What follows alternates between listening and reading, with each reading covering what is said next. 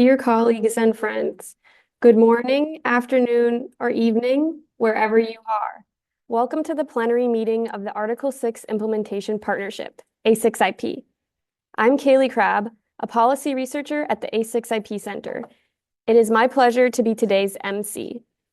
We come to the plenary meeting today to conclude A6IP's activities in this Japanese fiscal year, which ends in March and will begin again in April.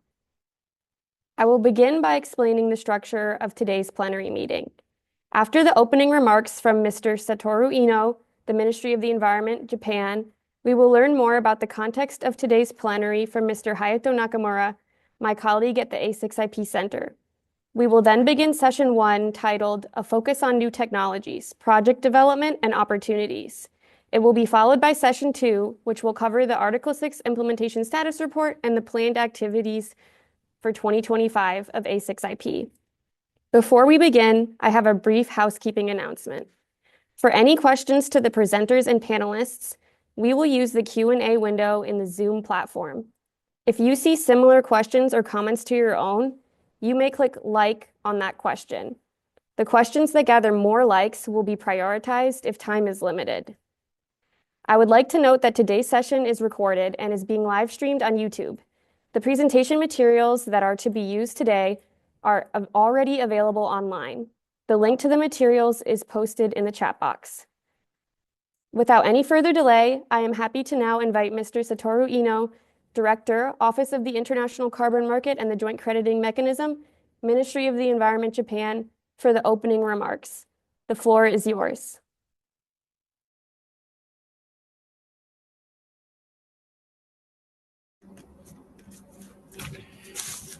Hi, Kelly, and all. Thank you very much for having me. Satoru Ino from Ministry of the Environment, Japan, and very glad to open the session today. And this plenary is literally the plenary, the place where all the stakeholders that are working very hard but passionately to use Article 6 to promote mitigative activities over the world. So today we're going to gather and share knowledge, experience, but for the sake of accelerating and scaling up and speeding up mitigative actions. So of course, we have concluded Article 6 negotiation, and now Article 6 is fully operationalized. So literally, there will be no negotiation onward. So what we have to do is action, implementation, but implementation, not administration or processing of systems. Of course, administration or procedure is super important, but always the priority should be placed in actions. So administration and procedure is always for the sake of actions. And of course, all the actions, activities is for the sake of higher ambition with environmental integrity and sustainable development, for sure. So Article 6 implementation partnership has more and more important role to realize scaling up, speeding up of mitigative activities under Article 6. Article 6 is a tool or framework or catalyst or incentive that beyond North and South, stakeholders work together to promote mitigative activities. So Article 6 implementation partnership is a space or place that all the stakeholders involved in Article 6 implementation gather and share knowledge, exchange views. Perhaps there might be some time that we have different standpoints, different viewpoints, but that is rather exactly why we need to exchange our views. We need to communicate. So today we will discuss new technologies, particularly project developments and opportunities. So not just scientific knowledge, but how we can mobilize new projects using difficult technologies. And of course, since this is a plenary, we are going to share and discuss the midterm and long-term or short-term KPI, key performance indicator, and the strategy and planning. And of course, this is not only responsibility of the center, A6IP center. A6IP and A6IP center is different. So A6IP should be initiated, has been initiated, and will be facilitated by all the stakeholders, all the partners engaging in this partnership. A6IP Center, located, placed in IGES, headed by Kazu-san, has a critical role, but not 100% of responsibility will be attributed to them. So we, including Ministry of Environment Japan and all the participants of today, will be expected and requested and advised to get together in a consolidated manner to delve into our each commitment to promote Article 6 implementation. So on that point, I'd like to call for further contribution in whatever means to support or facilitate or accelerate communication under Article 6 implementation partnership.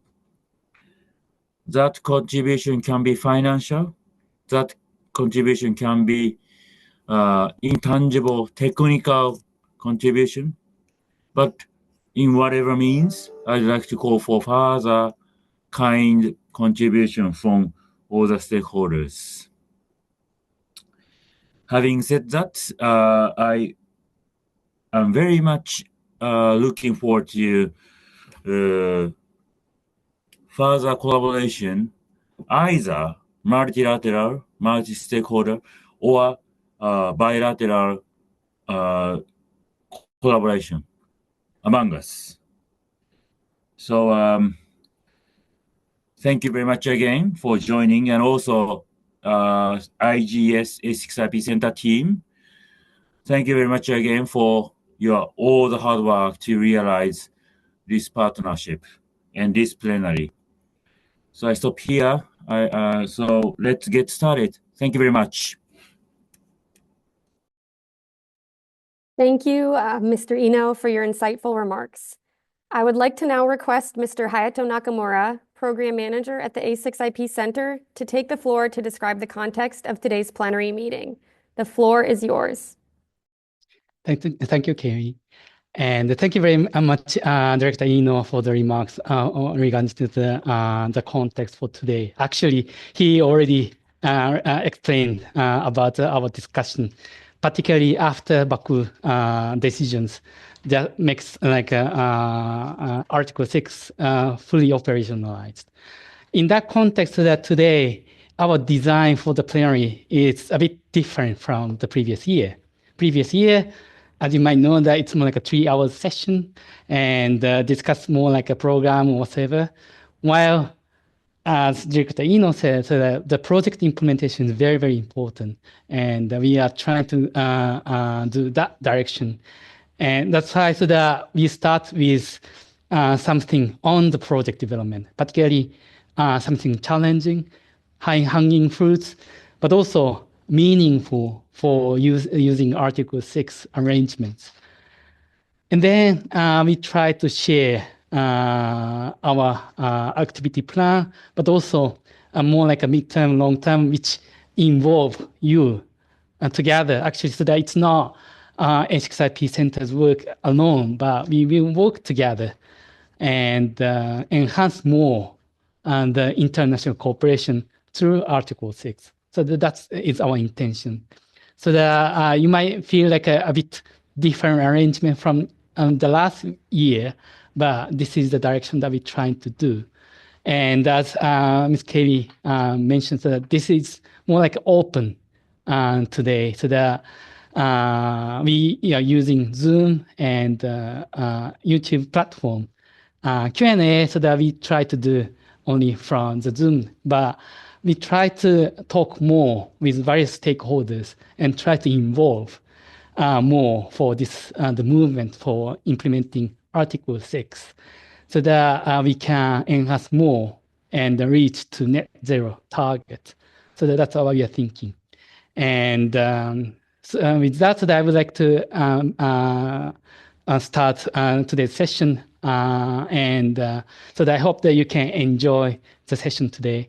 And particularly for the Zoom participants, that are grateful that if you have any question or comments, so that feel free to write in the chat box so that we can try to discuss, and take various comments or questions as much as possible.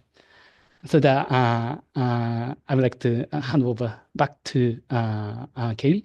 Thank you. Thank you, Mr. Nakamura, for sharing this information. With these remarks and this context in mind, I would like to proceed to the first session of the meeting, a focus on new technologies, project development, and opportunities.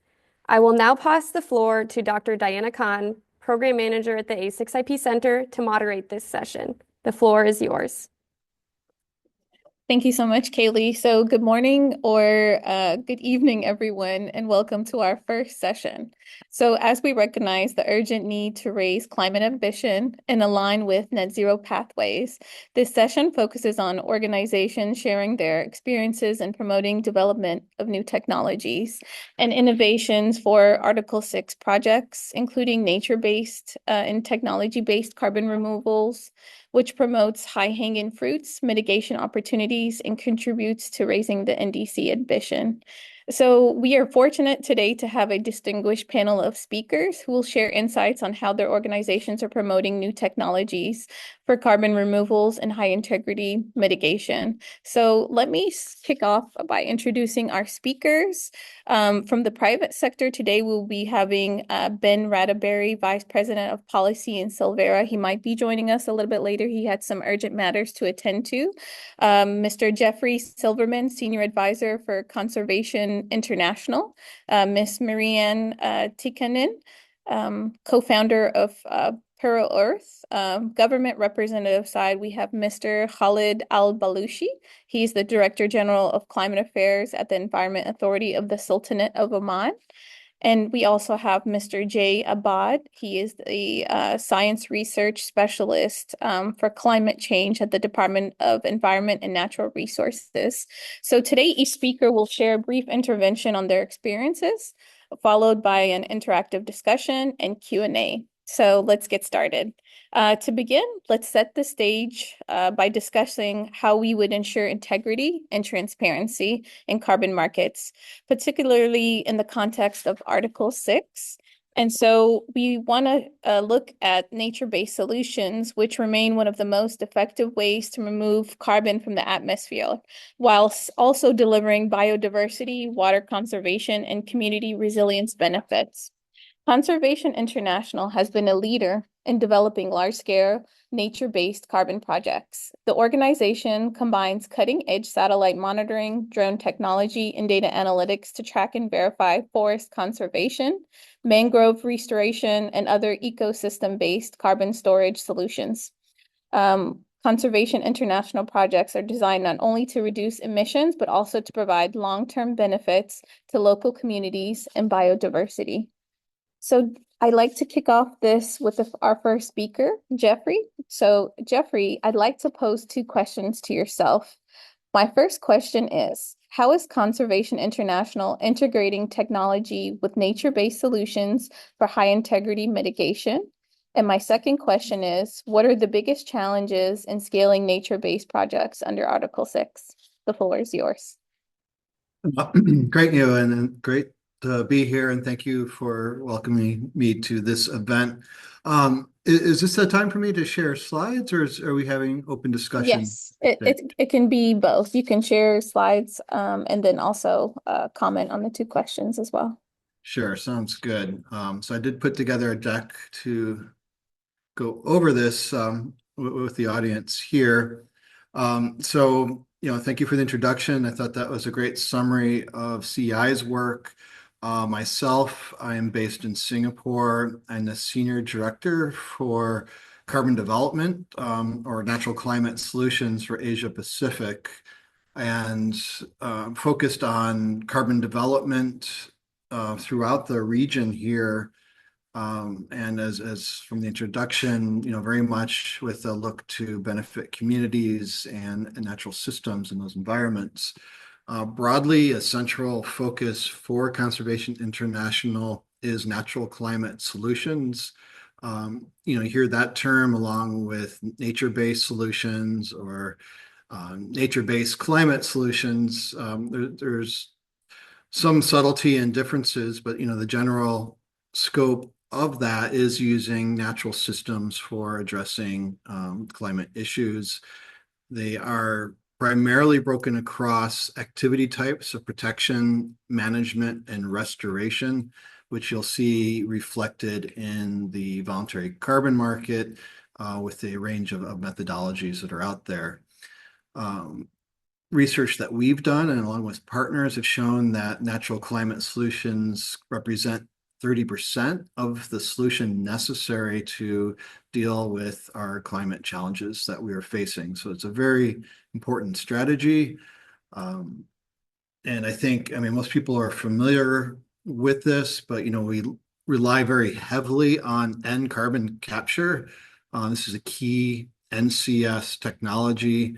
We use inexpensive NCC units, which take atmospheric CO2 and converts that to oxygen while storing carbon, both within the unit and in the ground.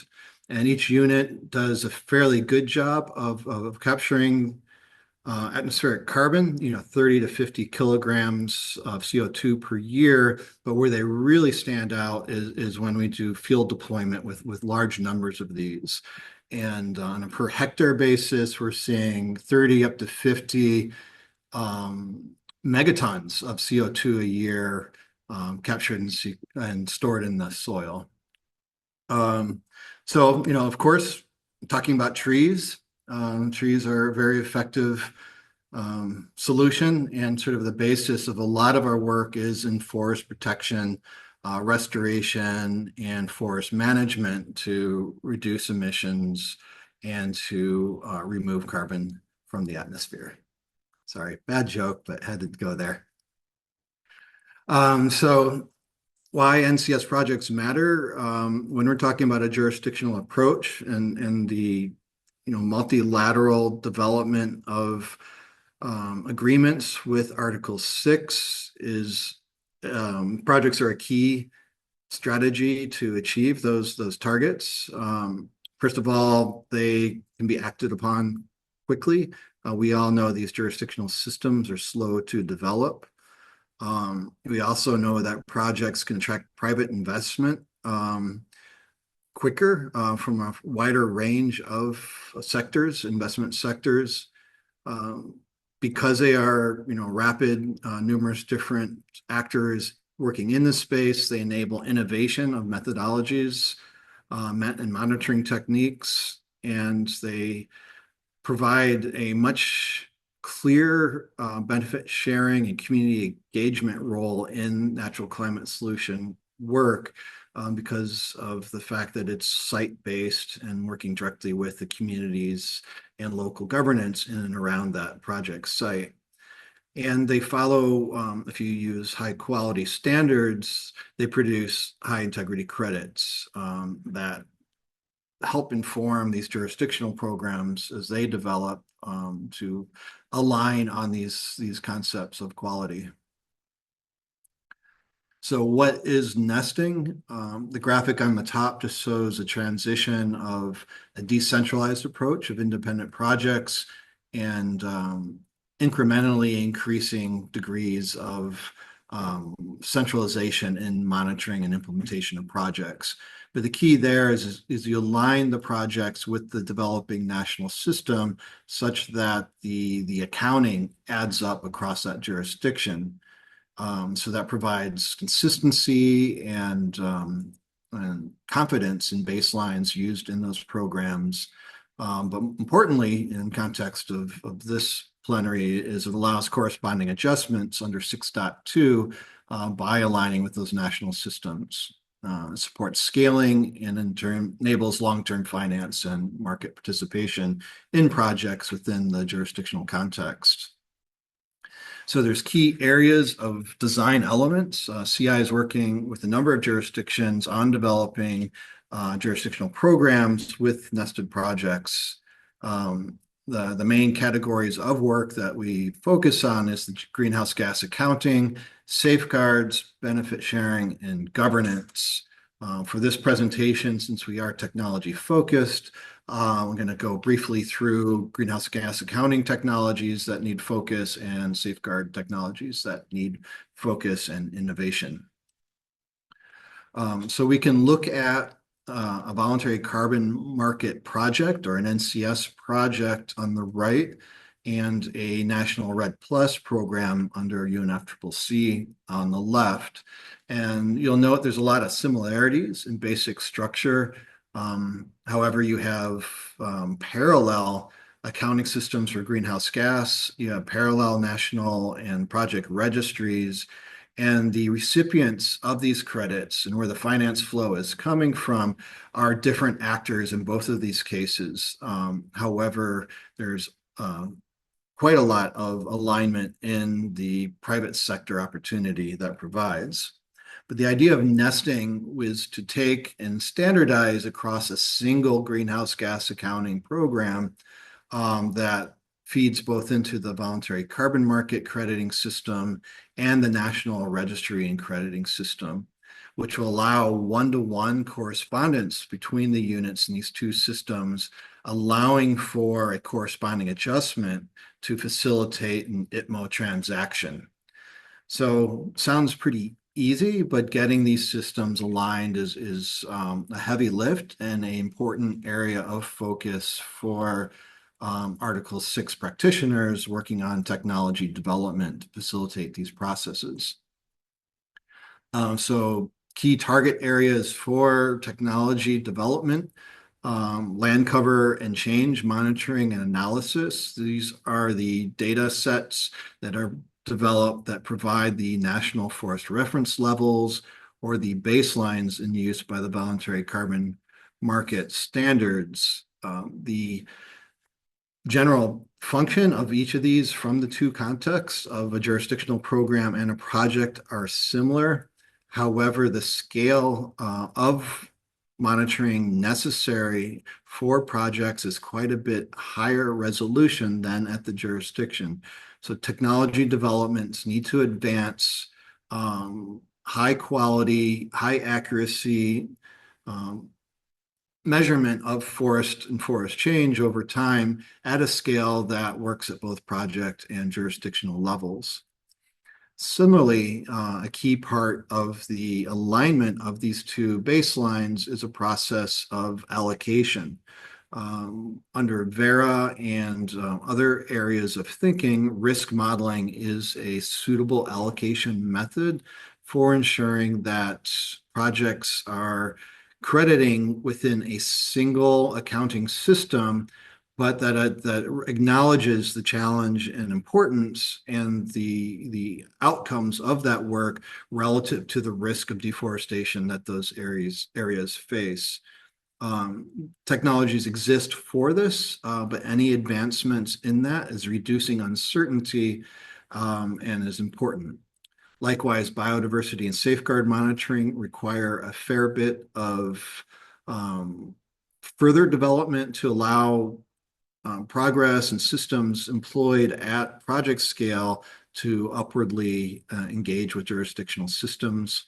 Ongoing forest monitoring, very similar. And very importantly, we need to see a lot of development in methodologies, technical approaches to measuring or identifying mitigation actions and ways of measuring and crediting those. So how am I doing on time? I've got to log in at the. It's okay. You could go ahead and finish out, Okay, Jeffrey. so I'm going to go through each of these quickly. Give me a warning if I'm going on too long. So for the land cover and land use change, sufficient resolution and accuracy, as I mentioned, is very important to support project scale greenhouse gas accounting in context of a jurisdictional monitoring system. These need to be transparent to reassure investors. That's quite easy to say, but quite difficult to implement, across a number of governments that are working towards developing supply for Article 6 buyers. Robust and stable platforms for ongoing government management. Again, these systems tend to be installed by a development initiative, a 3 to 5 year grant, and transitions from one supporting or development partner to another often results in a sort of Frankenstein systems that are not robust nor stable. So technology is needed to identify high quality platforms that can be rapidly adopted by jurisdictions and provide and set standards on quality along those areas. Another thing that sounds easy, but is important, is these systems also need to be adaptive. We continue to get new technologies which increase our ability to measure deforestation and to predict future deforestation risk. The reason outside of the basic technical challenges is the continuity of measuring national performance and project performance over time. There's a statement, if you want to measure change, you don't change the measure. However, our current measurement technology, it's got a long way to go before it gets to where it needs to be. So, innovation on how we can continue to improve these systems while having ongoing monitoring such that you don't have huge jumps between monitoring periods is quite important.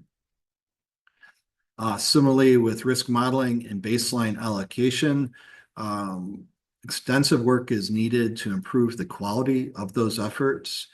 From a jurisdictional standpoint, that is mostly in the area of the development of high quality spatial data that relates to drivers of deforestation.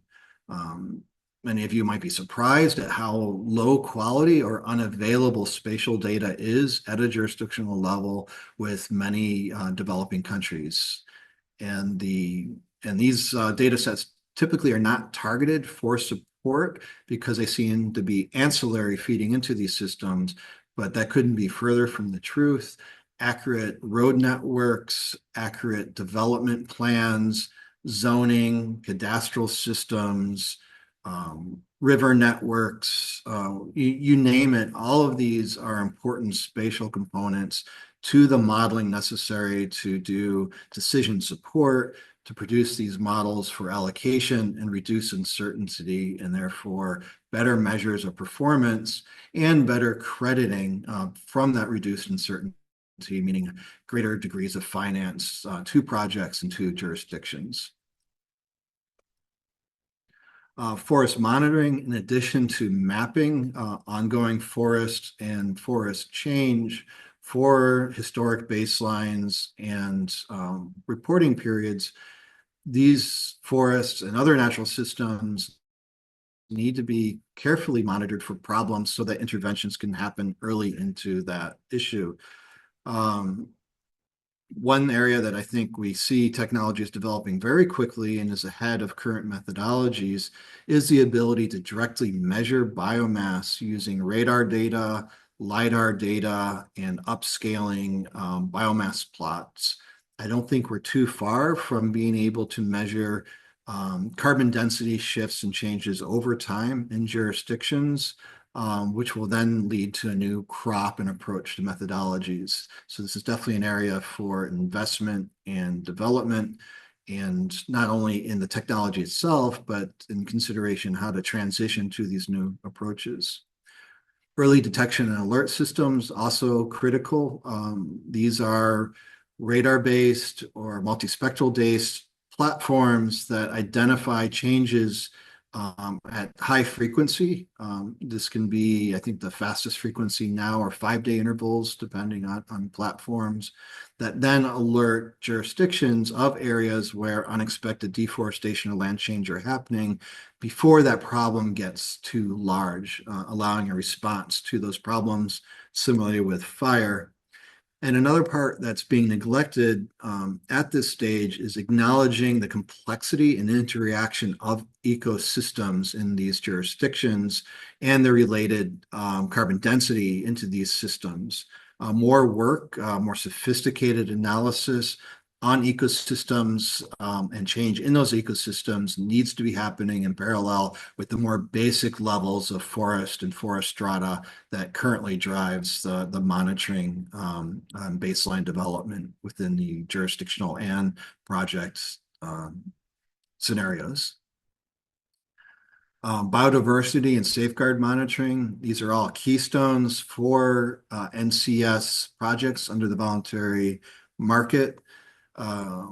The requirements for these are quite intensive. Those are some camera trap pictures I have up above. Scaling those up to jurisdictional scenarios or context is not a well understood pathway. It's just simply too expensive to do project level monitoring across an entire jurisdiction.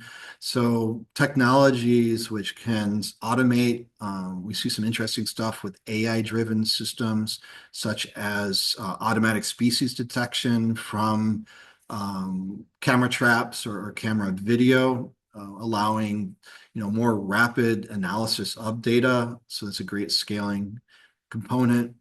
Safeguard monitoring frameworks under the Safeguard Information System. Components of national systems need to be designed to allow receiving data and safeguard information from projects, but needs to be able to abstract that data and generalize it such that it makes sense at that jurisdictional scale. A lot of work needs to happen in that space. A number of people are getting started on it, but it's a technology doesn't require fully a technical solution, but there are many technical aids for providing that that structure that will allow for that upscaling and integration of project monitoring with the national systems. And then finally, new methodologies. We need to identify new ways of combating climate through, avoiding emissions and removing emissions from the atmosphere. So lots of innovation, technology developments, and identifying these and developing methodologies within standards such that they can be credited.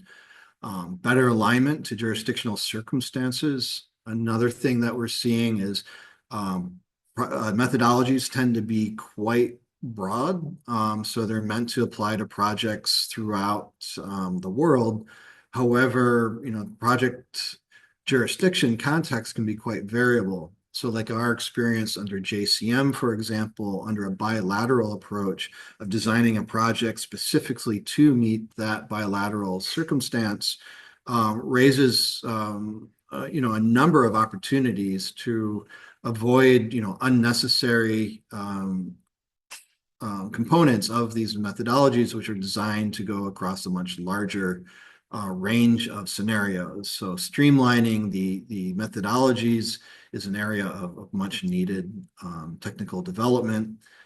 So we're reducing the complexity without losing quality, but in many cases, these systems are just getting to be too clumsy to be scalable.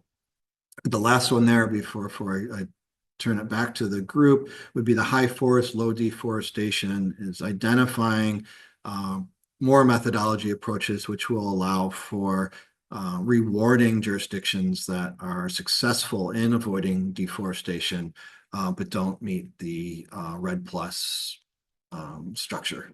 Thank you. Thank you so much, Jeffrey. Am I unmuted? Mhm. Yes, okay, great. So thank you so much for sharing your insights on the intersection of technology and nature-based solutions. Ensuring that carbon credits, whether from nature-based or engineered solutions, represent real, verifiable emission reductions is a critical challenge in carbon markets today. This brings us to the role of data-driven assessment and verification. So where companies like Silvera are making a significant impact. Silvera specializes in assessing the quality of carbon credits using AI-driven data analytics, satellite imagery, and remote sensing technology. So by providing transparent ratings for carbon projects, Silvera helps governments, investors, and businesses make informed decisions and avoid purchasing low-quality credits. So my next speaker, I'd like to pose the question to Ben. If you are online, I think I see you, Ben. Yes, I'm here, So, Ty. Hi. hi, Ben. So I'd like to pose two questions to you. The first one is, what trends are emerging in the development of high-quality carbon credits under Article 6? And my next question is, what role does technology play in ensuring integrity and transparency in carbon markets? The floor is yours. Thanks very much, Diana. And thank you very much for the invitation to be here. It's a pleasure to be part of this important meeting. The questions are fascinating because this market is moving so fast. And every quarter, we could give a different set of answers to these questions. But I think right now, the trends that really strike me is that, firstly, Article 6 is a reality now. It's no longer theoretical. We've been discussing and debating Article 6 ever since the Paris Agreement was finalized in late 2015. And yet only a few months ago in Baku did we get the kind of final seal of approval from the UNFCCC and the various negotiators on Article 6, and particularly the PACM, the 6.4 mechanism. So now we see that the focus is unambiguously on implementation. We are seeing the deals come through thick and fast, both government to government deals, but also government to the private sector, which is something that wasn't necessarily envisaged back in Paris or even in Glasgow, and yet that's a really interesting trend. So I think this trend towards implementation is very significant, and a much bigger role for the private sector than was thought even a couple of years ago. In theory, the negotiations around the role of unilateral authorizations are still ongoing, but in practice, we know that this is already happening. We know that there are governments that have signed letters of authorization for private entities. So this is fascinating because it's kind of is what's happening on the ground is actually overtaking what's technically allowed or what's been agreed on paper.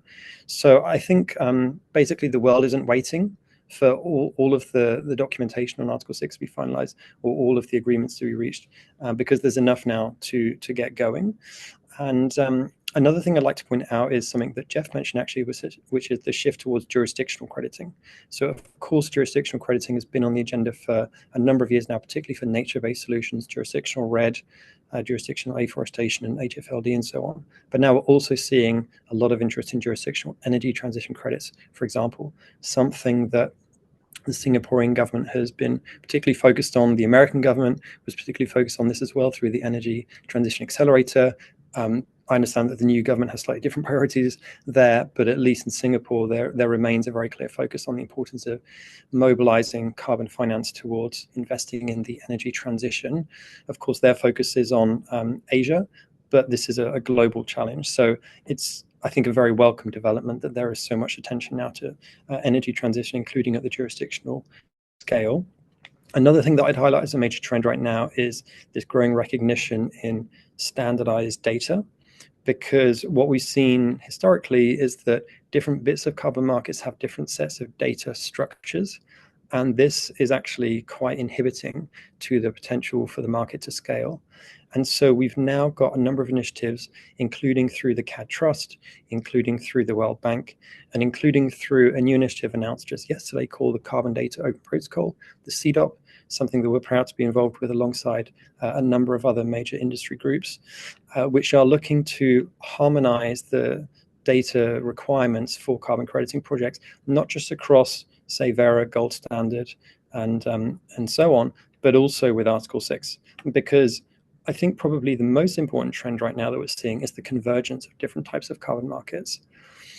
A credit can be born in the voluntary carbon markets on, say, Gold Standard, and yet that credit can then get a letter of authorization and become an ITMO, or it can become a CORSIA credit, or it can become a credit that can be surrendered under Singapore's carbon tax. In theory, it could become part of the Japanese national system.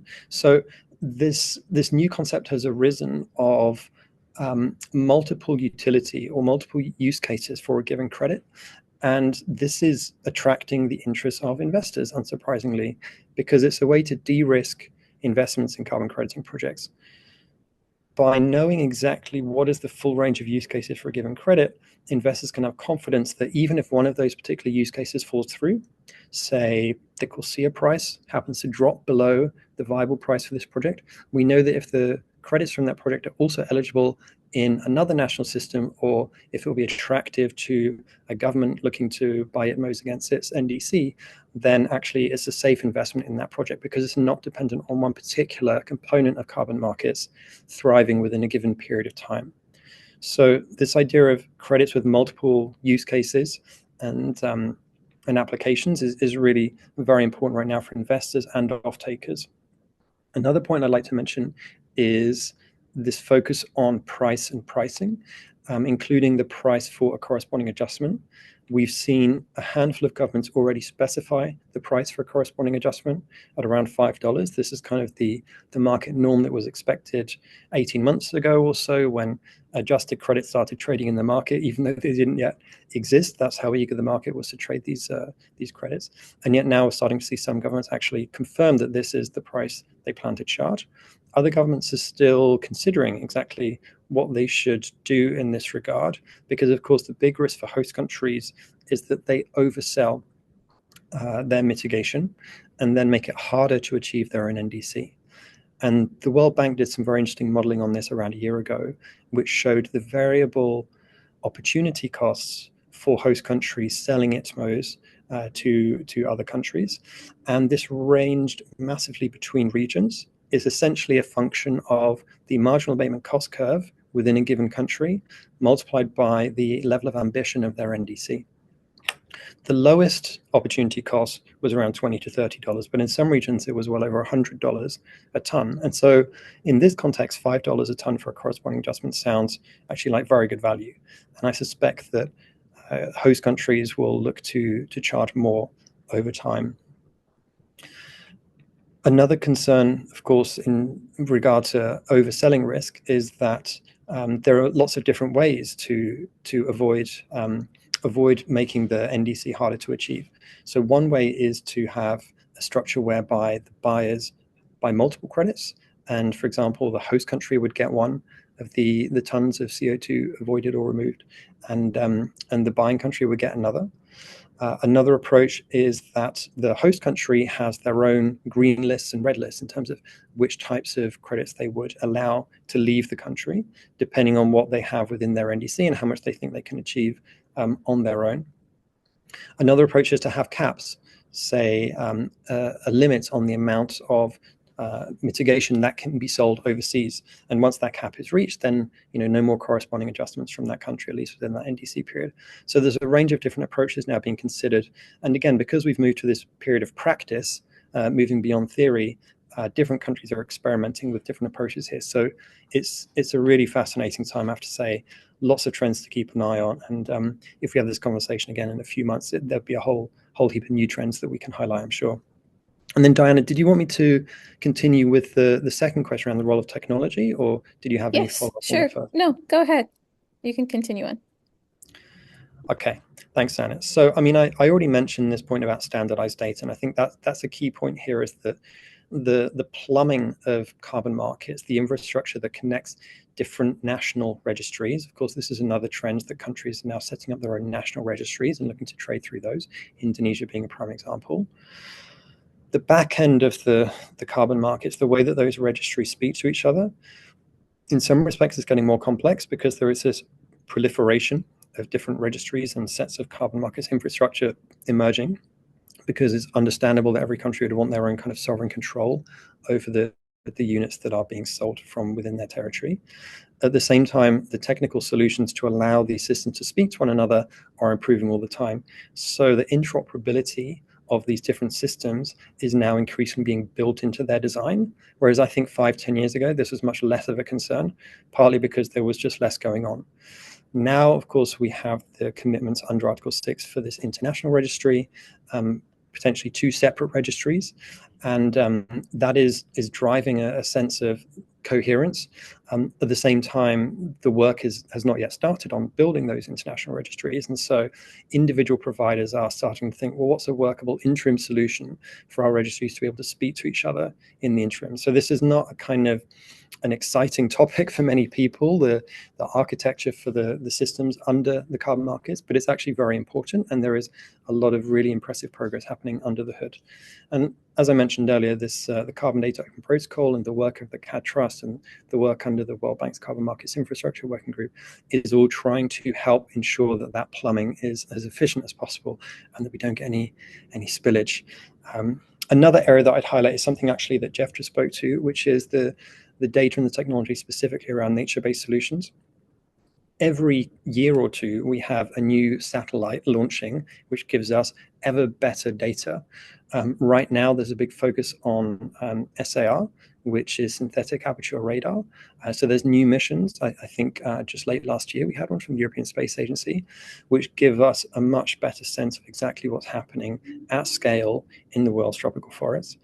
And this data can be combined with LiDAR work to give us much better calibration of how to convert a hectare of land or a hectare of tropical forest into a certain number of tons of CO2 equivalent. This is something that some of our colleagues at Silvera actually published a paper on just last summer alongside the World Bank and the government of Mozambique, where work in the Miombo forest, a dryland forest in northern Mozambique and across eastern and southern Africa. This forest type, it turns out, using this LiDAR-based approach actually has almost twice as much carbon stored as is currently recognized on any national inventory.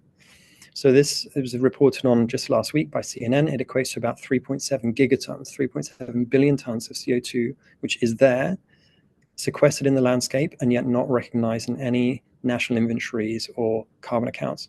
So this new technology and data is giving us insights into just how significant the carbon stored and potentially to be sequestered by nature is. And I think that will just help us to value these natural assets much more effectively. And of course, this has all sorts of implications for global justice and recognizing the role, particularly of the global south, in providing these ecosystem services to the whole planet. And then a final point I'd make on the role of technology is that right now, Article 6 is largely seen as a seller's market. There is let's say, a more limited number of buyers out there, maybe 10 or so who have actively stated that they plan to buy through Article 6. But the number of sellers who are currently kind of fully sorted out and have all of their systems in place is probably even less than that. So, I mean, we've seen over 90 odd bilateral agreements that have been signed, and Japan and Singapore are kind of in the lead there in terms of how many bilateral agreements they've signed. But on the host country side, there are relatively few that are kind of fully ready to do these deals. And so one of the factors, I think, inhibiting the potential for more host countries to come on stream is that in many cases, the host countries don't even know all of the projects that are happening within their borders. I was recently speaking to a representative from a government in the global south. I won't say which one, but this is someone who works on carbon markets every single day. And the question was, so, how many questions do you think are how many projects are in your country? And the guy said, it's definitely 12. I know that there are 12 projects. And then we looked on our database, which has 21,000 projects right now, from all different registries all around the world. And we were like, well, actually in your country, there's 81 projects right now. And so how can a host country sign off on a letter of authorization, say, if they're not fully aware of all of the projects that are happening there? So this is why we signed a partnership with UNDP just a couple of weeks ago to give host countries across the global south, starting with sub-Saharan Africa, full access to our data platform so that they can understand exactly all of the projects that are within their borders. What are the project types? What are the model prices? What are the strengths and weaknesses of these projects in order to accelerate the implementation of Article 6 on the host country side to build capacity through this access to data, because this is also a question of fairness to ensure that all of these countries have access to the data relating to their own carbon markets, and to enable them to make faster and better decisions around how to roll out Article 6. So these are just a few thoughts on the role of technology, but there's definitely a lot more that we could dig into there. Thank you so much, Ben, for highlighting how technology and data is strengthening transparency in carbon markets. So while we all know that verification and tracking are crucial for ensuring integrity, another key aspect of the transition to net zero is the role of engineered carbon removals. And so solutions that ensure durable and verifiable carbon storage over centuries. To explore this further, I'd like to invite Marianne from Para-Earth to share her perspective on the engineered carbon removals. So we know that Para-Earth has pioneered the world's first carbon dioxide removal CDR crediting methodology, and their CORC CO2 removal certificate system has been endorsed by leading institutions. So Mary Ann, I'd like to pose two questions to you. What lessons can we learn from Para-Earth's experience in scaling engineered carbon removals? And then how can these technologies be effectively integrated into Article 6 frameworks to enhance market scalability? The floor is yours, Marianne. Thank you, Diana, and thank you for having us here. Good evening to Japan and good morning to West. My name is Marianne Tikkanen and I'm based in Europe, Finland. And my role in Para-Earth is the head of standard. Can you confirm that you see my slides? Yes, I see your slides. Please go ahead, All Marianne. right. Thank you. Thank you. So in a couple of slides, I will explain what Para-Earth is and what we do, and what an engineered carbon removal credit (CORC) is, and from which processes can those be generated.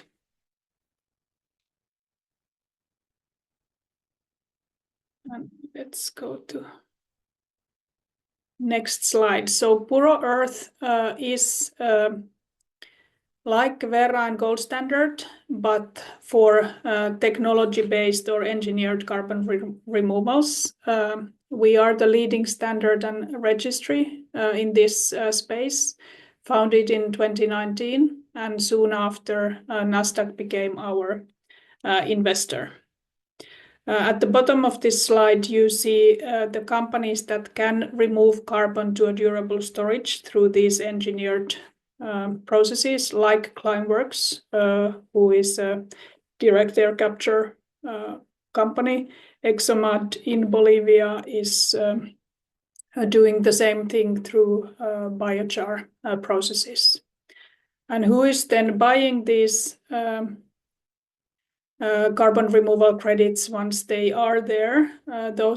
We have been trusted by companies like Microsoft, Boston Consulting Group, and now followed by many other airlines, insurance companies, consultancies, who reduce their emissions, but also buy carbon removal credits to deal with the residual emissions. And we work globally. There was a question about Global South. So many of the projects that have been verified through our platform are from Global South. 23 countries are among the projects that already have gone through this system, and we have issued over 1 million verified carbon removal credits. So what is a CORC, or Diana, like you said, CORC, we just pronounce it as CORC. One CORC is a CO2 removal credit or certificate. And it's an electronic document just like a share in a company. This document represents one net carbon dioxide removal to a long-term carbon storage. And net in this context means that all emissions for putting that carbon to the storage have been subtracted from the stored volume, the stored tonnages.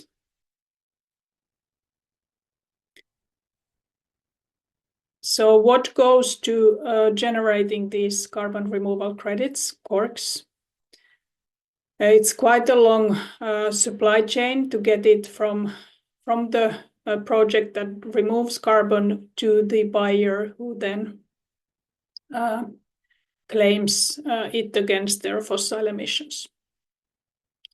First, we need the standard and the rules against which the projects then report and demonstrate their compliance. There is a third party auditing all of that evidence and finding out if they follow the rules. If that can be verified, then these CORCs, the CO2 removal certificates, are issued. They go to Puro registry, and Puro registry tracks all of those credits by each ton. Each ton gets a number, and the life cycle of that credit is followed through it from birth to retirement when it is being used. And currently, the distribution of these credits very often happens through partners like Patch or market developers. And you were discussing about how does a country, or Ben, my colleague from Silvera rating agency, thought that many countries do not know the projects. So I advise you to go to registry.puro.earth. You can search by country in the registry page to see if your country already has verified technology-based carbon removals. So what are the technology-based carbon removals? And I'd like to point out that nature-based and technology-based are not competing. There is so much carbon dioxide up in the atmosphere that all of these means are needed, and we just need to accelerate implementation of all of these in parallel, not in sequence.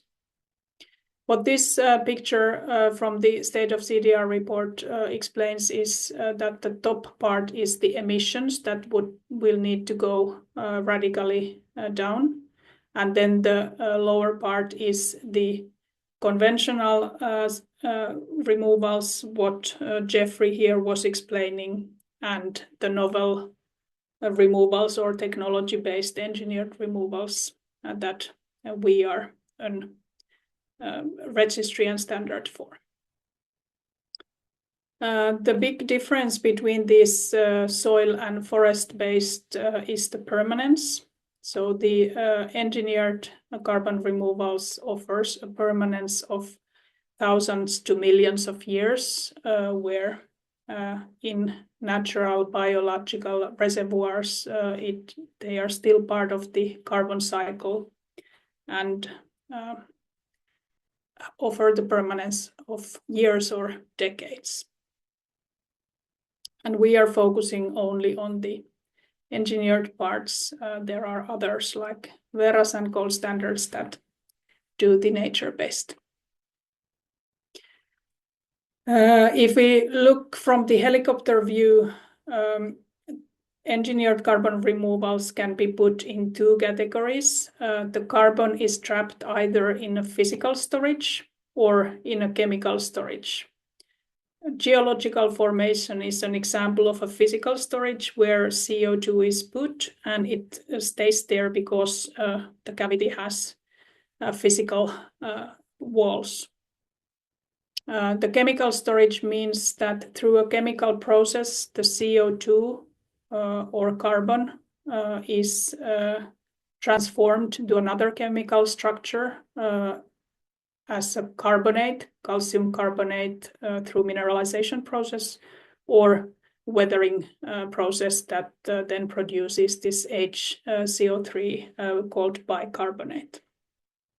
So trapping in geological structure or trapping in a physical structure. These are now the engineered carbon removal processes where we currently can issue credits. So the rules are there and the projects in this space can then follow the rules, gather the evidence, report it to us, have it verified, and then issued CORCs or carbon removal credits. On the right-hand side here, we have the physical storages. The upper row is what happens in the ocean. So ocean has a great potential for carbon removal as well as on land, which is the bottom row. Geologically stored carbon is the one that people maybe mainly think of when they think of the technology-based removals. Biogenic CO2 or direct air captured carbon dioxide is put underground to a geological storage.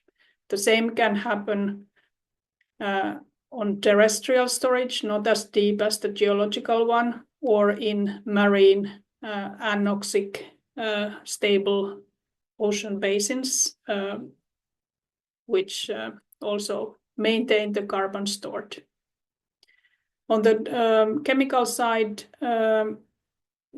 mineralization to carbonates, enhanced rock weathering producing the bicarbonate. The same can be done in a reactor with ocean water in a marine setting with electrolysis, and that also produces both carbonates and the bicarbonates, which are chemical structures of CO2 that have a long permanence.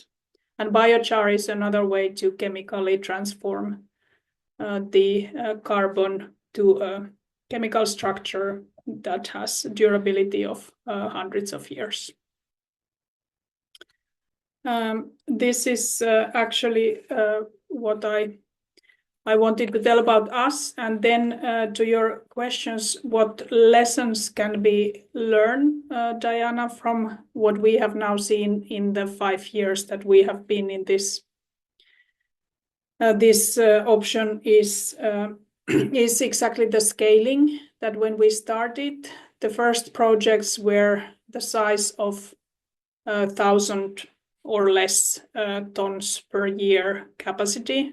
Now they have grown to 50,000 tons, and we have even visibility to 500,000 tons per year size of projects.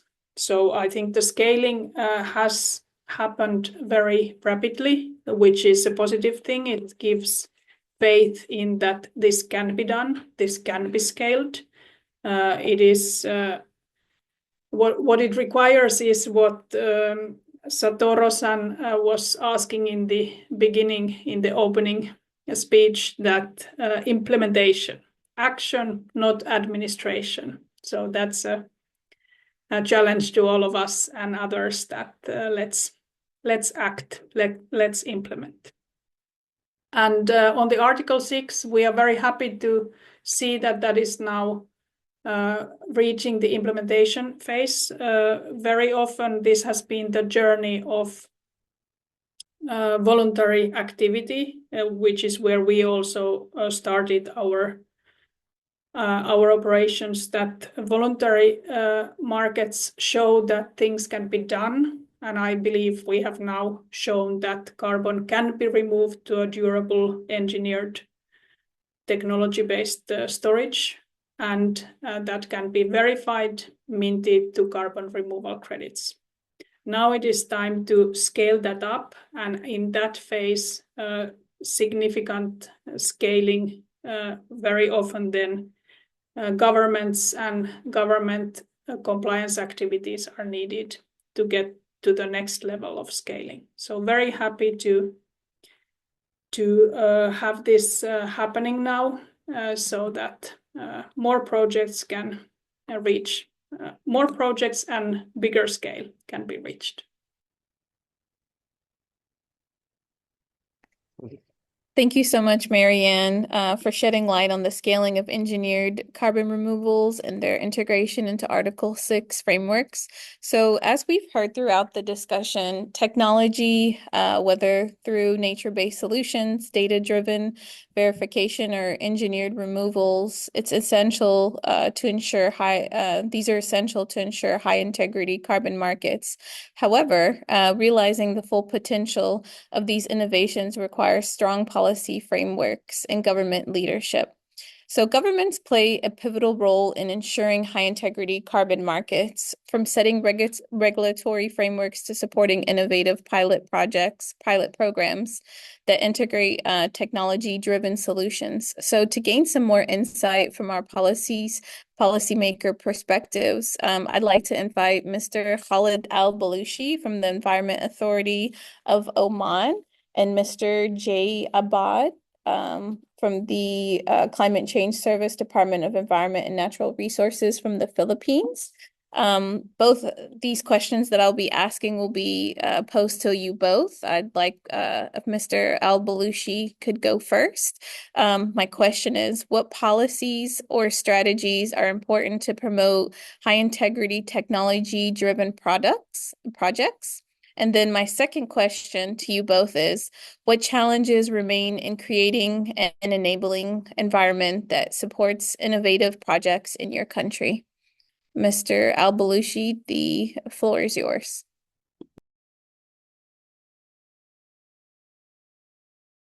Thanks, Dr. Diana-san, for inviting me first to join this webinar with those valuable insights from our dear panelists. Moreover, I would like just to start first introducing myself. I'm Khalid Al-Balushi. I'm the Director General for Climate Affairs and Environment Authority in Oman. Last project that I worked on is preparation for the framework for implementing Article 6 in Oman. And that I'll start answering the questions of Dr. Diana about what other policies and strategies are needed in order to have a good implementations of Article 6 in the country. I'll start just like to share a story where we fit in Oman and all those what we call the process of the Article 6, either from the COP till the implementation in the country. Our seniors in the government, they decided in 2022 that Oman will pave the way toward the net zero in 2050. And according to that, they generated the net zero plan for Oman and how they would like to move forward for it. So therefore, they announced for the new NDC for 2030, which is already stated 21% from the business as usual scenarios. And then in that 21% already identified the 7% as unconditional. We have to comply with it. And then the rest of that one is 14%. Then that are conditioned for the mobilizing the finance and then also conditioned to the technology transfer to the country. So therefore, there was like a new like opportunities for the country to move on toward the low carbon economy. And then there are lots of discussions the country, what other enablers could be brought on the table, and that could enable the country to move forward the low carbon economy. One of the things being discussed is how the country could utilize the Article 6 in Paris Agreement in order to mobilize the finance to the country. Because when we talk about the carbon credits, generating the carbon credits, that all comes toward the mobilizing of the technology to the country, and that technology mostly, or not mostly, entirely related to the reductions of the carbons, and then utilizing that reductions in the credit itself. So therefore, like based on all those like inputs, the seniors decided to pave the way toward implementing the Article 6 in the country. And then the idea started from where we will start, how we can bring the investors from abroad to invest in Oman, and then they can generate the credits, and that credits could be shared between the government to fulfill their NDC requirements, and then the others could be traded abroad. We studied the market, we studied what are the options over there, and then what are the opportunities over there. Then we decided to build up a framework. That framework would guide the entire government in Oman how they can utilize the Article 6 in the country. And then we built up the policy. We put in the policy what are the white list of projects could be traded, could generate credits and could be traded, and then what are the different process we built up from submitting the project proposal till the project's going to be implemented in the country, and then the credits could be verified and then validated, and then generating the credits, and then that credits either could be traded locally or could be traded abroad. And then if it would be traded abroad, then there will be authorization process, and in that authorization process, our framework being already identified and made it clear that what are the requirements to be submitted, and how the project could be validated, and how could be verified, in which registry could be registered that project, and then in the authorization stages, who will sign the authorizations is already been identified. There will be a supreme committee or steering committee in the country, and then they'll decide that credits could fly away or could be utilized in the NDC. And moreover of that one, we built up our framework, and we tried to make sure that our framework is going to protect the country from the greenwash. That was the most important thing, and that was one of the requirements from the cabinet. We want the high integrity projects. We want, as the country, to move also for the high premium credits. So therefore, like in order to achieve all those like high premium credits and the high integrity one, we revised our institutional capacity. So then we created Oman Zero Center, and that center is dealing with following to all the projects, the reduction projects in the country, and to make sure that those projects is already like they are in the right track, and they are being implemented, and they are achieving their objectives, and then the credits are generated over there. So those centers following all those process, and then they are doing more on validation and verification, and after that they are sending all the requirements to the environmental authority in order to proceed with the authorizations. After the steering committee, they approve that those credits could fly away from the country. And moreover, we built up another team who will be looking on following the status of implementation of all the projects. And also that team, they will do the cross-border adjustment in order to make sure that the credits being canceled from our NDC and to achieve and to comply with the avoiding of the double counting there. So then all those institutional arrangements will make a confirmation or make a confidence to the foreign investors that they can invest in Oman easily. And then when the oil process is clear, to make them like even more confident to come and invest in the country. Right now, as outcomes from the implementing of this framework in the country, we started projects for the NBS, where there's like several foreign investors. They invested in Oman in planting the mangroves, and out of these projects, there will be sharing with the credits later on in the coming futures, and the shares will be changed on the coming years, where it lies for the last 5 years from 2045 to 2050, where it lies the credits will be generated out of those like NBS projects in order to fulfill the requirements in order to achieve the net zero. So there are like lots of strategic projects in the country. We put them. There is another like there are projects that are coming in the pipeline in order for implementing the CCUS and CCS in Oman. But I would like to share with you like there is one more objective or one more attractive point. We put it in our framework. We put it lots of clear procedures on how to issue the authorizations, and then how the ITMOs later on could be issued for the credit.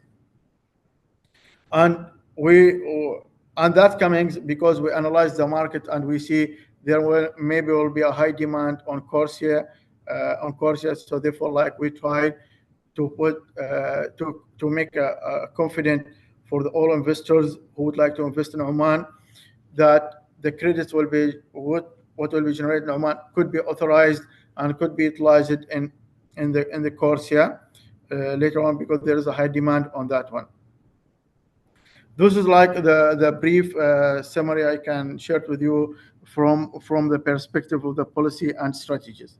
But then if we'll come to the points of what are the challenges right now in order to creating the innovative projects or innovative solutions for reductions in Oman.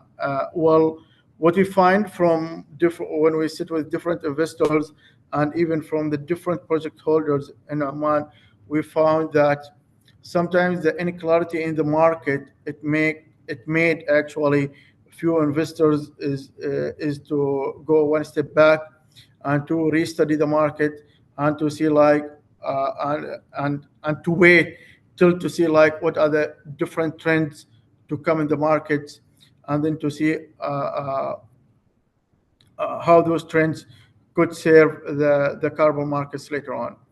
Another challenge is that we found in the country itself with our own local project holders, that in which project they could start first.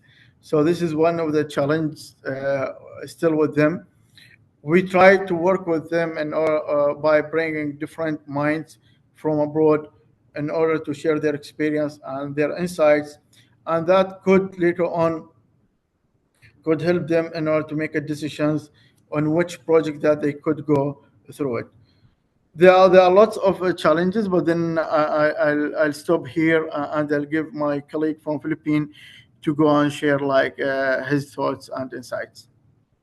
Thank you so much, Khaled, for sharing your insights on how Oman is shaping its policy framework for carbon markets. So now I'd like to hand over the floor to Mr. Jay Abad. Jay, the floor is yours. Yeah. Good evening from the Philippines, everyone, and thank you for having me as one of the panelists for this discussion. So, what policies or strategies are important to promote high integrity, technology-driven projects? So basically, there's a lot of happenings in the Philippines. So last year, we have developed our National Adaptation Plan as well as the NDC Implementation Plan. So based on our submission as well, like for example, in our NDC, we really put forward 75% reduction in avoidance. But if you look at it, majority of this target is really more unconditional. So we really need to access support in terms of investment. So this includes as well Article 6 na, and carbon market.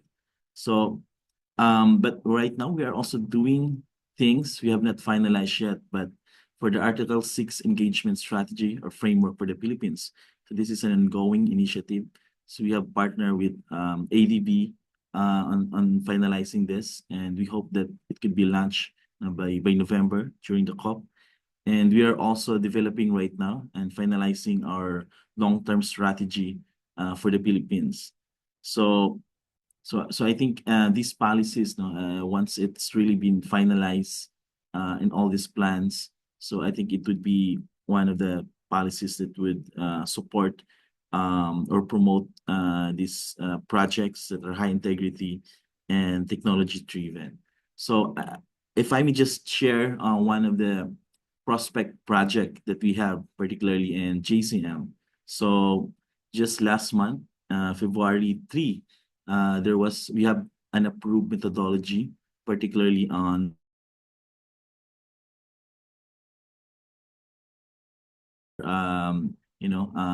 introducing intermittent flooding in rice cultivation. So for the Philippines, I think it's one of the project that we are hoping that it could really be implemented on a larger scale, because we see a lot of co-benefits. So one of the things that we are looking really is what could we get in here in this project, and not just on the carbon market, but also on the actual benefits like adaptation, savings of water. So and agriculture is a very important part of the economy in the Philippines. So we have a lot of rice fields. I think most of the Asian countries or even in the ASEAN. So I think this would be also very applicable. So our emissions also in this sector, agriculture, particularly from rice cultivation, is very high. So it's about 50% the emissions in the agriculture sector. So that's about 26.9 million tons carbon dioxide equivalent. So introducing or implementing AWD project in the Philippines is very important for us. It has been it's not a new technology actually. It has been introduced decades ago. So we have the International Rice Research Institute based in the Philippines. So it's doing the study in this. And we have the Philippine Rice Research Institute. And the government is actually promoting this technology through our Department of Agriculture. So we see the benefits, but still there's a gap in terms of fully implementing particularly AW alternate wetting and drying. And one of the reasons is it's laborious. So it requires you to control the water at specific time. So farmers are usually hesitant to do this. So there's no incentives for them to do this, especially if there's also the lack of incentive to save water. So water for irrigation in the Philippines, in most cases, particularly in communal irrigation, is very cheap. So saving water doesn't have a very good incentives for them. But if we could have add another incentives like providing income through this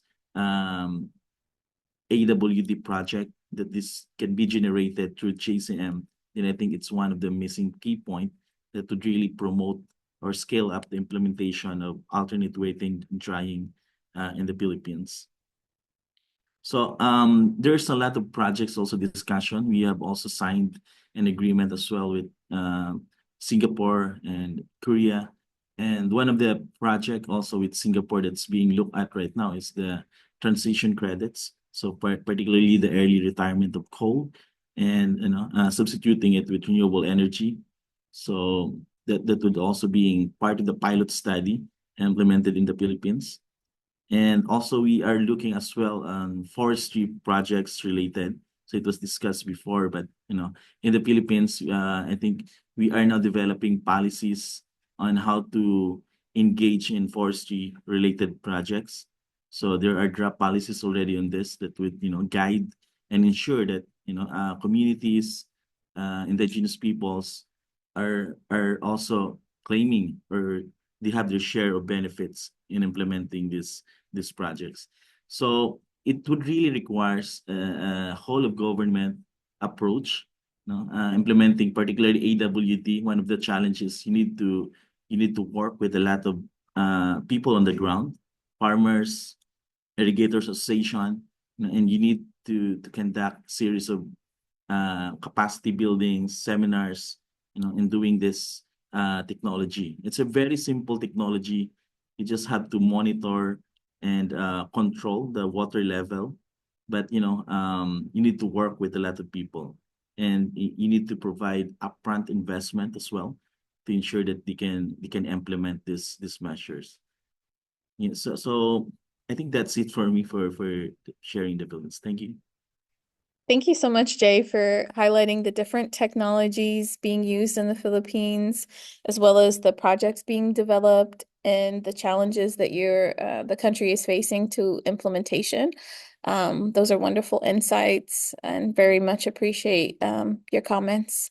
So now I'd like to open the floor. We're a little bit behind on time. I see that there is this one question with several likes, and it's being posed to Jeffrey from Conservation International.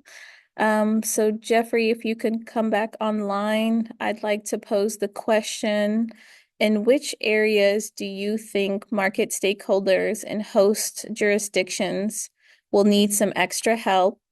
For example, technical assistance to overcome nesting challenges.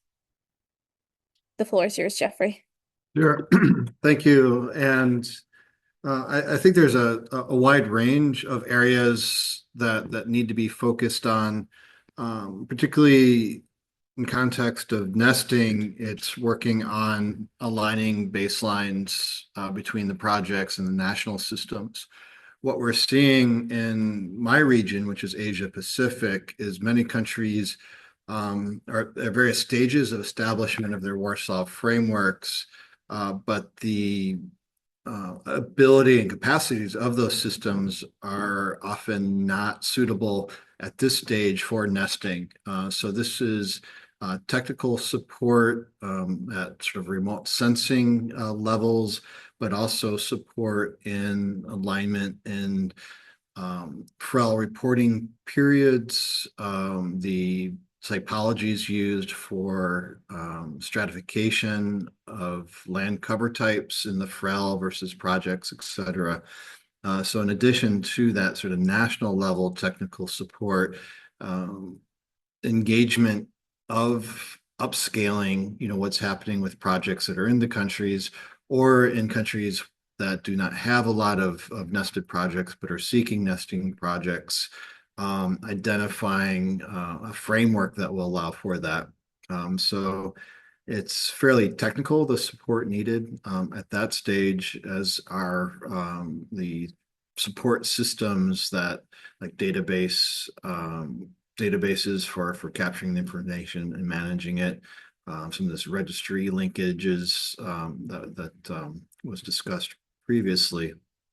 So it's kind of hard to say what's the most important area to target.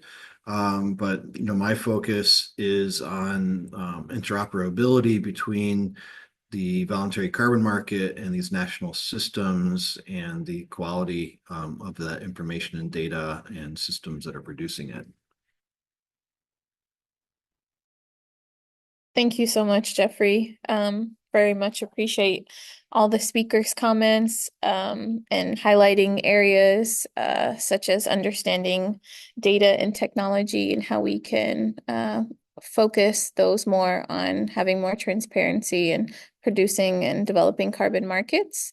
So I'd like to thank you all for the incredibly engaging discussion.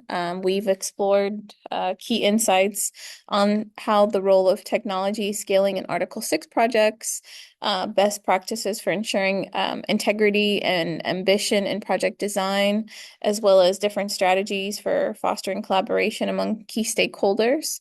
So I'd like to give a special thank you to our esteemed speakers for their contributions and to our audience for their active engagement as well with the questions. Sorry, we didn't have time to take more.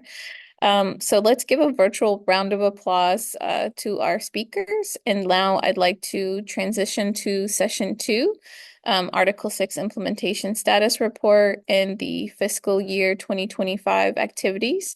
And this session will be moderated by my colleague, Sipanet Chove Talagan. Thank you again. Sipanet, the floor is yours.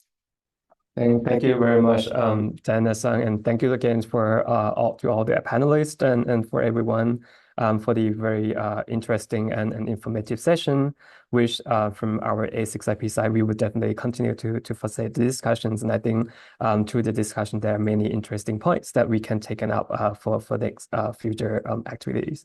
So moving on to the session 2, we'd like to and continue to build on the themes of transitioning towards implementation. So we'd like to share some insights from the A6IP implementation status report, the A6 ISR, which was launched during COP29 in Baku, and also the report is now available on our website. So this report look into how far we have come in terms of Article 6 readiness and implementation. So that would be one that we would like to share. And also after that, we would like to also share our plan for the activities for the Japanese fiscal year 2025 and how we would like to collaborate with all of you, with our partners under this partnership for the coming year. So to start off, and sorry, Diana-san, back to you again, but for you to share some highlights from the Article 6 implementation status report. So back to you.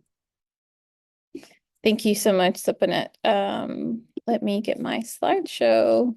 Can everyone see my slideshow clear? Okay, great. So I'm going to share some highlights from the implementation status report.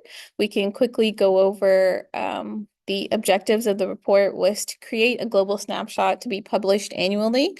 This was our first ever edition from the A6IP Center, so we're very proud of this, very much a team effort across continents. I'd like to give a shout out to Chris Shipley, head of carbon markets for the United Kingdom, who very much initiated this project. And so some of the key objectives of the A6 ISR report, it basically offers a detailed account of Article 6 and the voluntary carbon market activities using a database that we had compiled in cooperation with our wonderful partners, and informs all of the stakeholders on the strategic direction of Article 6.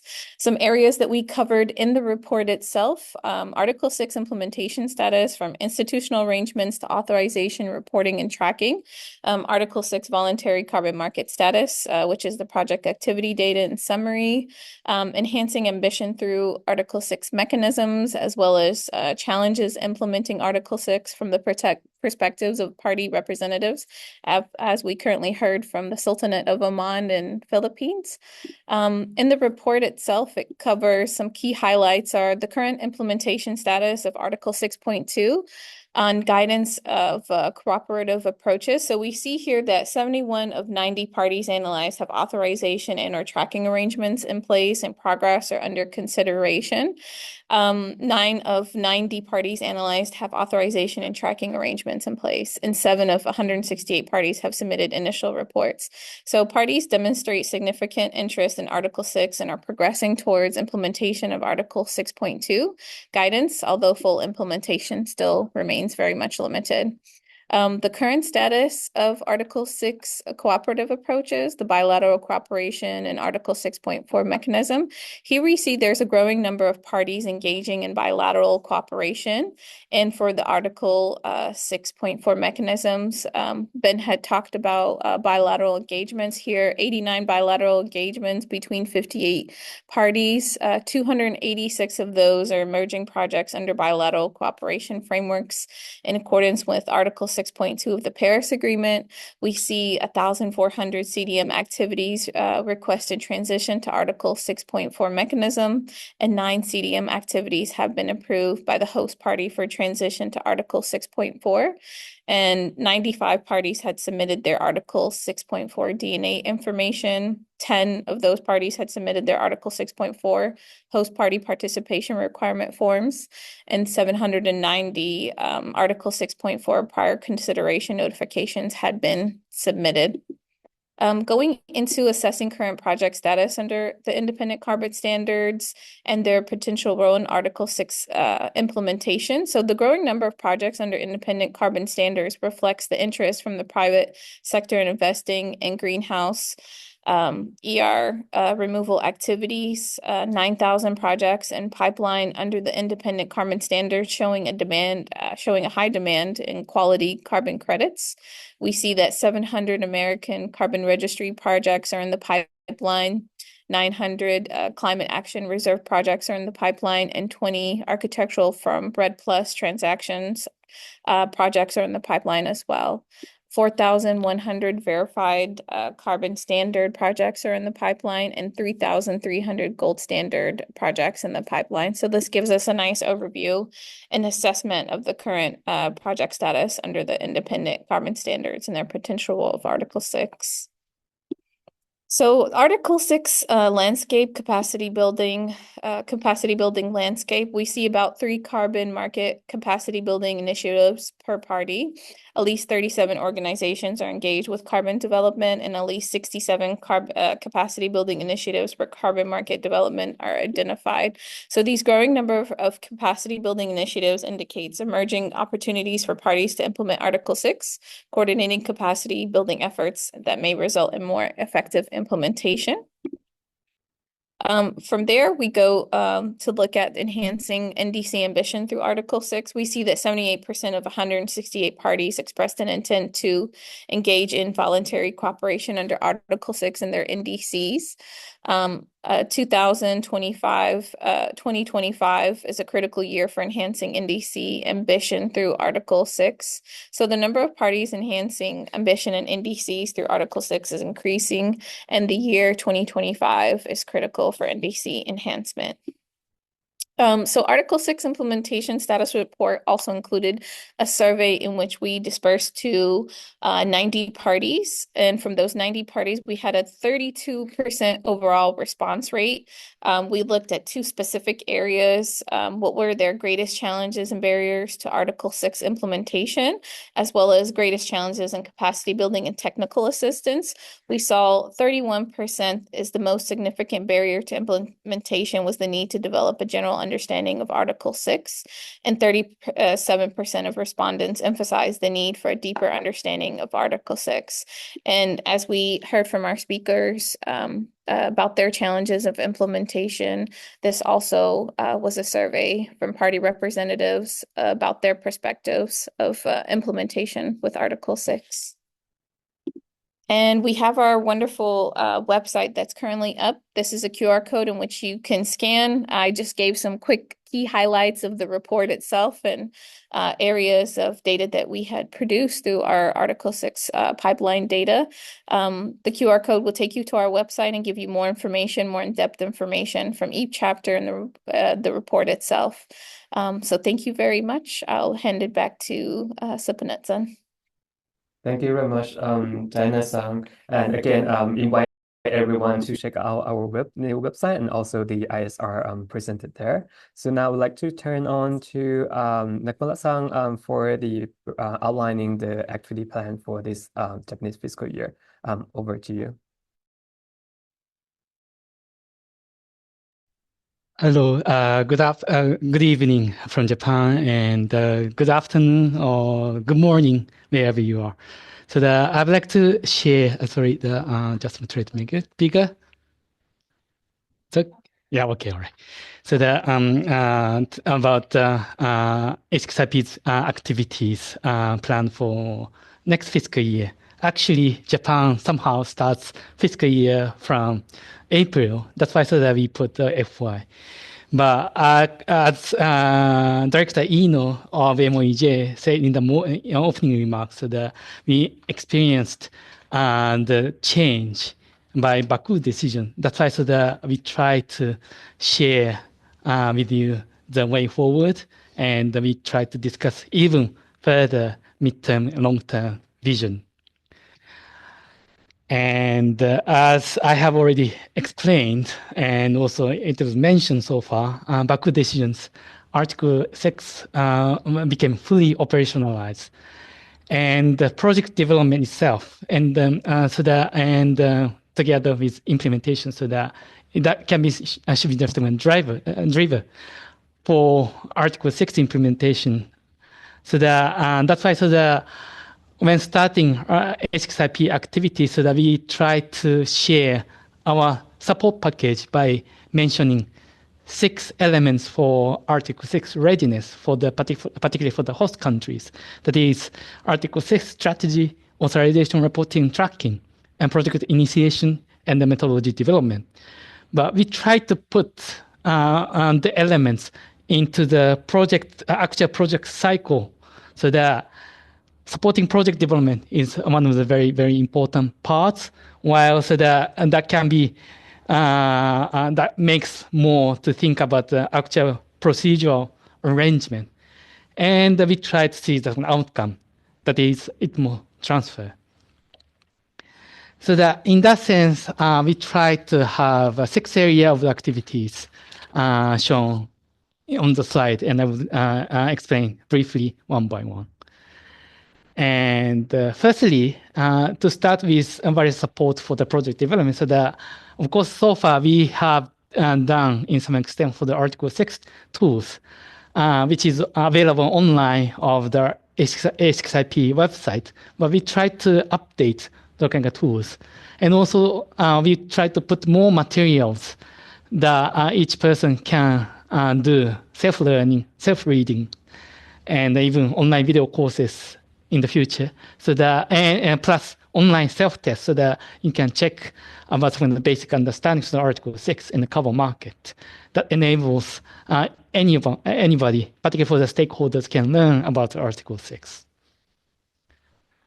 And this second part is very important part. So, so far we did the global support package program to support host countries, but we focus more for project development and the formulation of the strategy and NDC, including Article 6 cooperative approach and the development project idea and the methodology implementing MRIV process.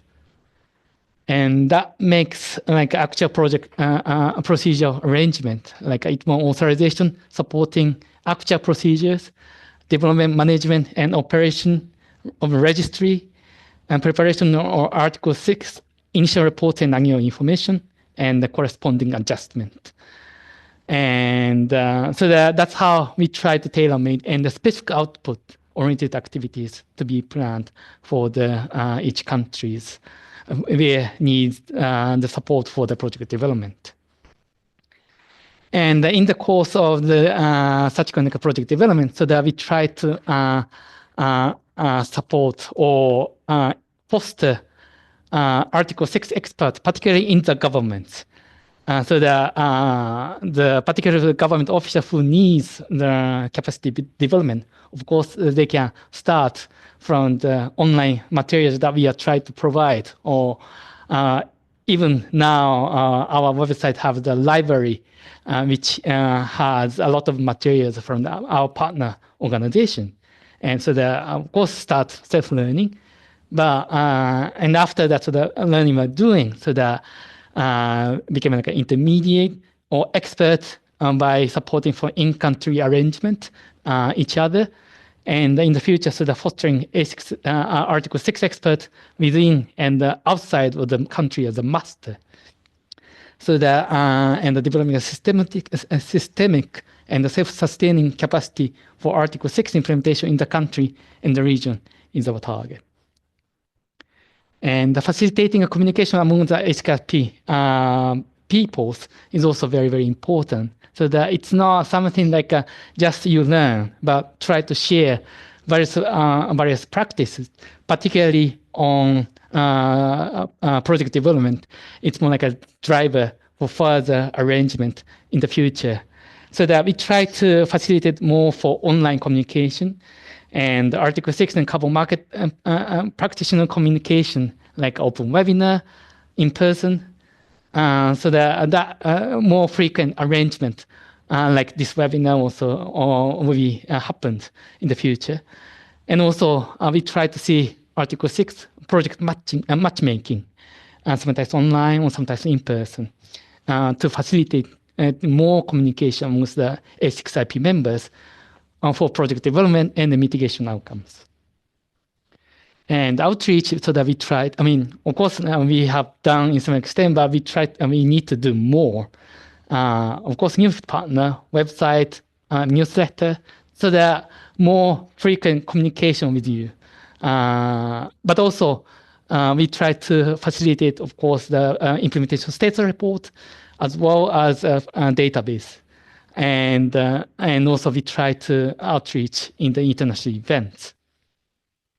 And lastly, we HKSIP Center itself, we discuss a lot internally about the governance, including the midterm and long term.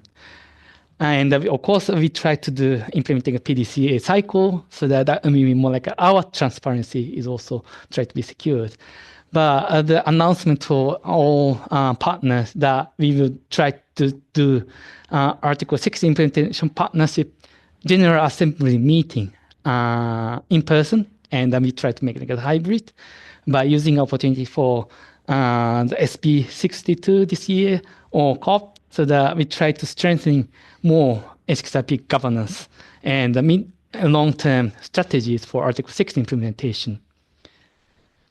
And this is overall schedules. I think the slide will be available later on, so that you can see further details.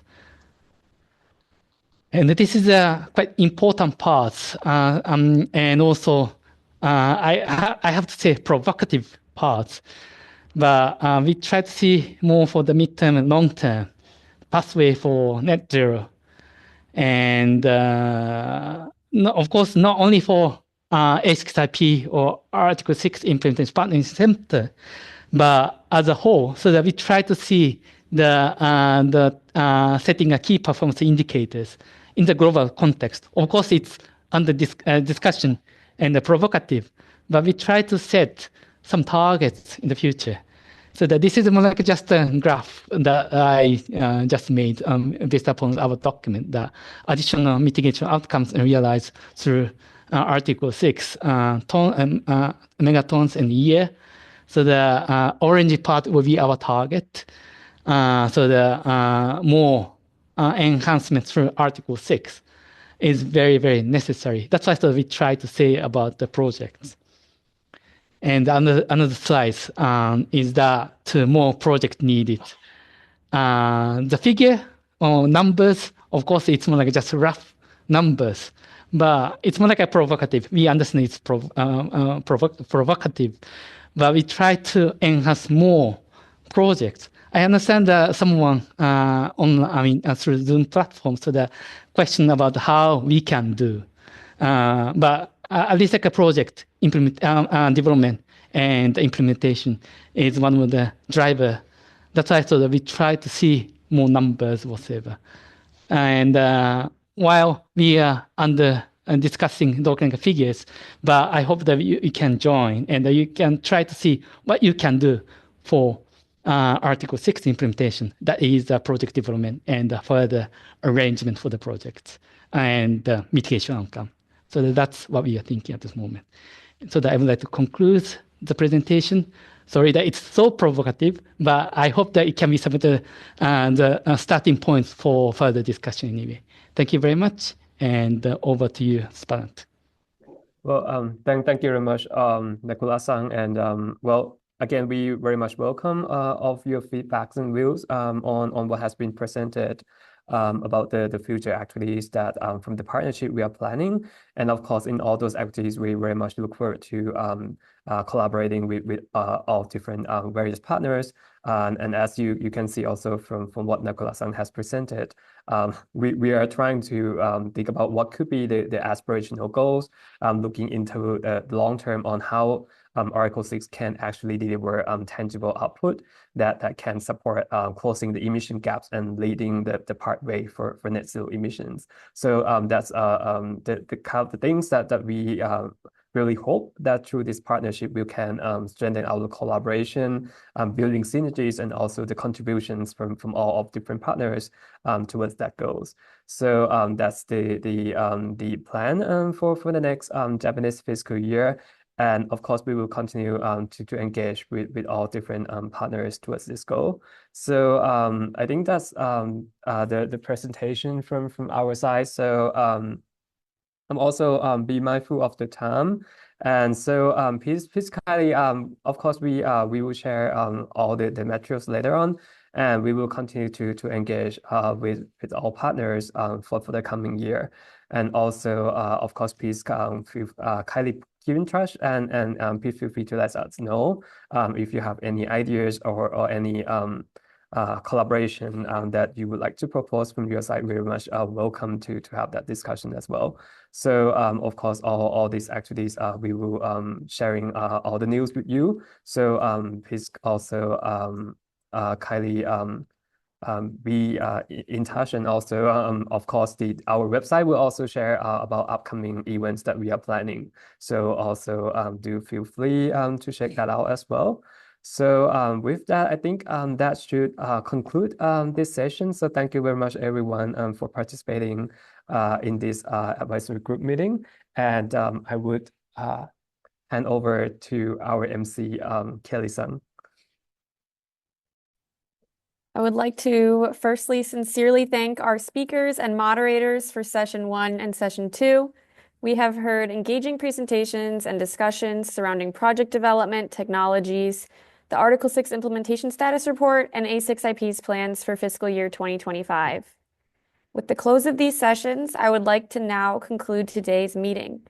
As you depart from the meeting on Zoom, please kindly provide feedback through the questionnaire that will appear on your screen. If you are not able to answer it now, we will also provide the questionnaire via email. There is no need to complete both questionnaires as they will be identical. Thank you again for your kind participation, and we look forward to seeing you at future events and opportunities. We appreciate your continued engagement with A6IP. I hope you have a great rest of your day, and goodbye.